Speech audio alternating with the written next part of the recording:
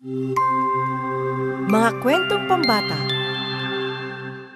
Ang nagsiselos na kapatid. Maraming taglamig na ang nakalipas sa dakilang kaharian ng Floravella. May dalawang prinsesa na naninirahan doon, sina Renee at Gloria. Gloria, hindi mo ko mahabol! Tingnan natin! Bilis, Dragon, bilis! Yay! Panalo ako! Kahanga-hanga, Rene. Ipinagmamalaki kita. Ama! Ina! Ikaw ay isang bituin, mahal ko. Alam kong mananalo si Renee, kaya ginawa ko ito. Ano ito? Ang pinagsamang fruit crumble at apple straddle. Kumusta ang lasa? Aba! Ang sarap nito. Ang galing mo talaga, mahal ko. Paano mo nagawa ang ganito kahirap na putahe? Lagi kong nakikitang gumagawa si Renee ng mahihirap na bagay. Kaya, gaya ng sabi ni Renee, walang bagay na sobrang hirap basta't pagsisikapan mo. Kita mo, Renee? Tatalunin din kita sa polo. Maghintay ka lang. Yan ang katapangan. Rene, mukhang may matinding kalabang ka na. Tingnan na lang natin kung totoo yan. At ang sarap talaga nito. Ang aking dalawang bituin. Binabati ko po kayo, kamahalan. Si Prinsesa Rene ay tunay na isang bituin. Prinsesa, paano mo napapanatiling ganoong pagtutok? Ako'y... Natikman mo na ba ito? Gawa ito ni Gloria. Sobrang sarap nito. Hindi pa ako nakatikim ng ganito dati. Tikman nyo to. Ang sarap! Ang sarap-sarap! Prinsesa Gloria! Lagi talagang bida ang bunsong kapatid. Oo, mahilig siyang magluto.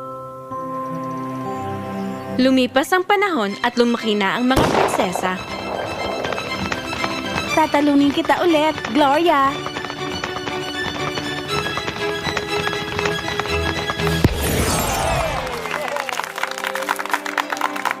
Kahanga-hanga, Gloria.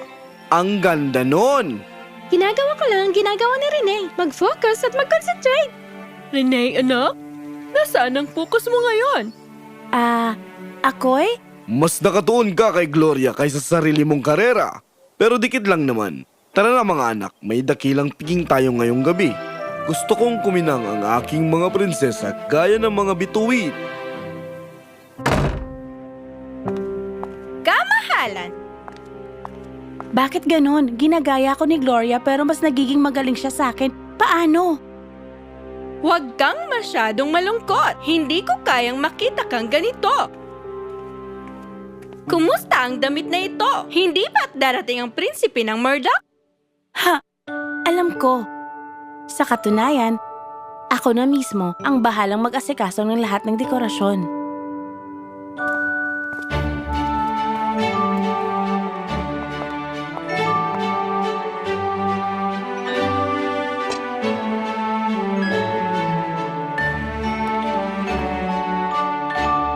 Kamahalan, Kamahalan? napakaganda ng lugar na ito. Ako mismo ang nag-asikaso nito. Oo, ang bihirang mga bulaklak. Ikaw ba ang nagtanim nito? Hindi. May hilig talaga ako magtanim ng mga bulaklak. Eto, Namumulaklak lang minsan bawat 5 taon sa loob ng 3 araw. ngayon ang huling araw nila. Pagdating ng umaga, malalantad na sila. Kaya naisip ko, bakit hindi ko na lang sila dalhin dito? Napaka-interesadong hilig. Ako man ay medyo mahilig din sa paghahalaman.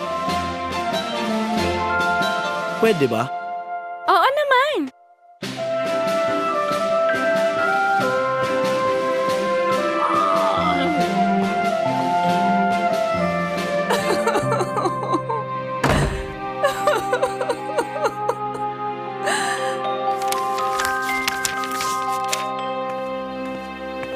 Ipinatatawag kayo ng inyong ama, mga prinsesa.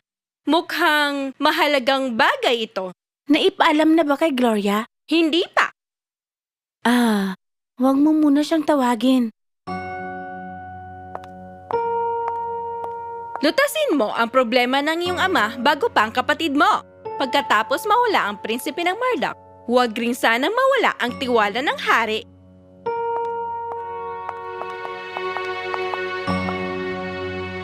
Ama, ano pong nangyayari? Nasaan si Gloria? Narito ako. Narito ako, ama. Nakita kitang pumasok, Renee. Parang malungkot ka. Naparito ako para mangumusta. Anong nangyayari? May mga tulisan sa gubat ng Peredel. Hindi namin alam kung saan nanggaling ang grupo at palihim sila. Iniisip ko, Magpadala tayo ng maraming ginto sa isang kariton at ang mga hukbo ang magpapanggap ng mga ngalakal. Kapag umatake, dakpin natin sila. Gaya ng sinabi ng anak ko, iyan mismo ang iniisip ko. Ama, gaano kalaki ang grupo? Walang nakakaalam. Paano kung may mga kasapi silang nagtatago sa mga puno? At paano kung atakihin tayo bago papagnakawan sila? Kaya nga may malakas tayong hukbo para dyan, Gloria. Bakit pa natin isasakripisyo ang tauhan natin para sa grupong nagtangkang magnakaw malapit sa makapangyarihang kaharian na gaya ng atin? Dapat alam nilang ginagawa nila. Pero, Anong imumungkahi mo? Paano natin nalaman ang tungkol sa pagnanakaw? Walang laman na kariton at mga nasaktan na tao. Kung ganun, gawin natin ang isang bagay. Ipapaamoy natin ang mga walang laman na kariton gamit ang mga asong mga aso at ipadala sila sa gubat. Tingnan natin kung mahanap nilang mga tulisan. At ang mga ninakaw ay mapapakinabangan lang kung may bibenta nila ito. Maglagay tayo ng mga grupo ng kawal sa mga gilid ng gubat na nakasibilyan lamang at mahigpit na bantayan kung sinong lumalabas mula sa gubat. magtatagal yan. Ngunit ito ay isang walang sablay na paraan. Hanggang hindi sila nahuhuli, hindi natin pahihintulutan ang sino man na dumaan sa gubat. Magandang pag-iisip, Gloria. Ipinagmamalaki kita. Kung hindi ito umubra, wala tayong ibang magagawa kundi ipadala ang hukbo. Bigyan natin ito ng isang linggo.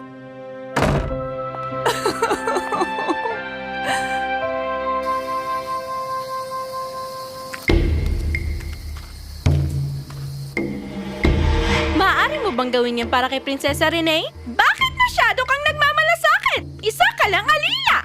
Hindi ako alila. Para na akong ina niya. Isinilang pa lamang siya, ilang oras pa lang nang italaga ako ng reyna na alagaan siya. Pinalaki ko siya para maging reyna. Ngayon, ayaw kong ang mas batang mapagmataas na kapatid niya ang mag-agaw ng kanyang karapatan. Kung yan ang gusto mo, basta makuha ko ang aking ginto. Pero ang dugong maharlikang mahika ay kailangang may dugong maharlika. Sige, dadalhin ko si Prinsesa Renee dito. Kamahalan, Prinsesa Renee, hinahanap kayo ng hari. Nanagap na ang mga tulisan. Talaga ba? Tama ang iniisip mo. Natuntun sila ng mga aso. Wala tayong ni isang taong nasugatan. Mas maganda pa ang iniisip mong paraan kaysa sa amin ni Renee. Salamat, Ama. Sigurado akong kaya rin sanang isipin niya ni Renee. Pero, hindi niya lang naisip ng mabuti. Tigilan mo na ang pagtatangkilik sa akin, Gloria. Kunin mo na lahat ng mga papuri. Ano ang problema niyo? Hindi ako sapat. Natalo na naman ako sa nakababata kong kapatid. Hindi ko magawa ang tama. Isa akong talunan. Hindi kita kayang makita na ganito, Prinsesa. Pakiusap. Tingnan mo, may kilala akong makakatulong sa'yo. Maaari ka bang sumama sa akin, Prinsesa? Maayos natin to! Alam mo ba yan? Kapatid ko siya. At ang iyong malaking kakompetensya. Prinsesa, kaya niyang gumawa ng isang gayuma para ikaw ang mapiling prinsesa ng hari. Paano? Gagawing hangal si Prinsesa Gloria gamit itong gayuma. Para hindi gumana ang mga plano ni Gloria. Hindi ko kayang gawin yan sa kanya.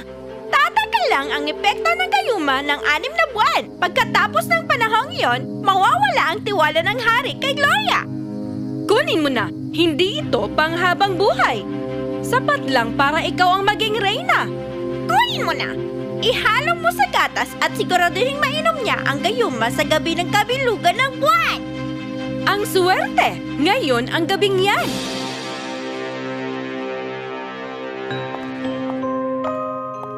Gloria, pagod ka yata. Grabe ang pagtatrabaho ko sa hardin. Bago ang pulong kay Murdoch sa susunod na buwan. Sinusubukan kong magtanim ng mga pambihirang bulaklak. Ah, ikaw talaga at ang prinsipe ng Murdoch.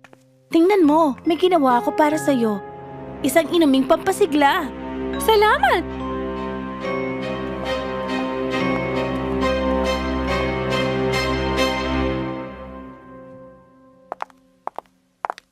Ang hari ng Sanders ay gustong lumagda ng kasunduan sa atin. Ano sa tingin mo?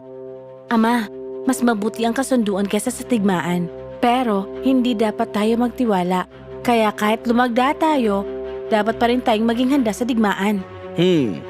Tama ka. Gloria, ano sa tingin mo?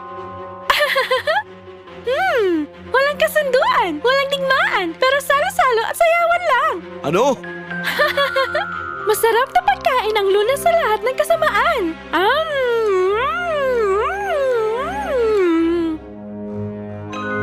Gloria, sa tingin mo ba laro ito? Hindi! Kasunduan! Anong nangyayari sa kanya?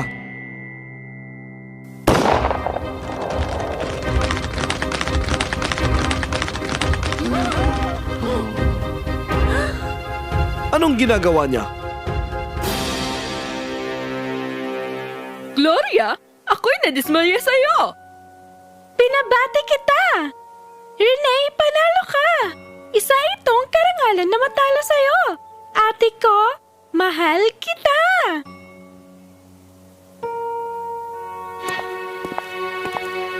Rene, mahal ko, ayos ka lang ba?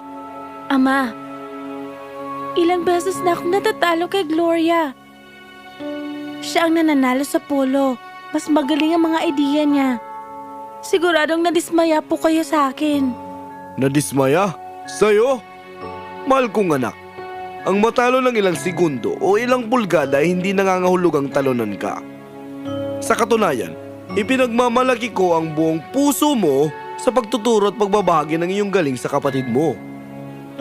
Ang isang hari o reyna ay hindi kailangan laging may pinakamahusay na ideya o alam ang lahat. Ang tunay na mahalaga ay ang marunong magtiwala sa tamang tao. Hindi kami kailanman madidismaya sa iyo.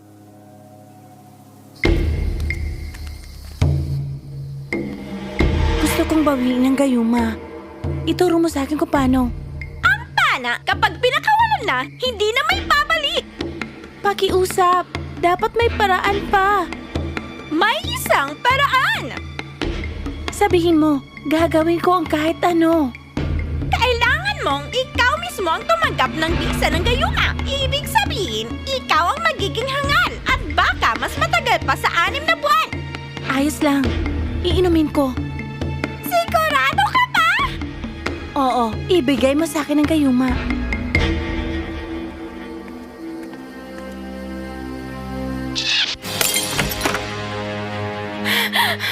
Uminom ka ba niyan?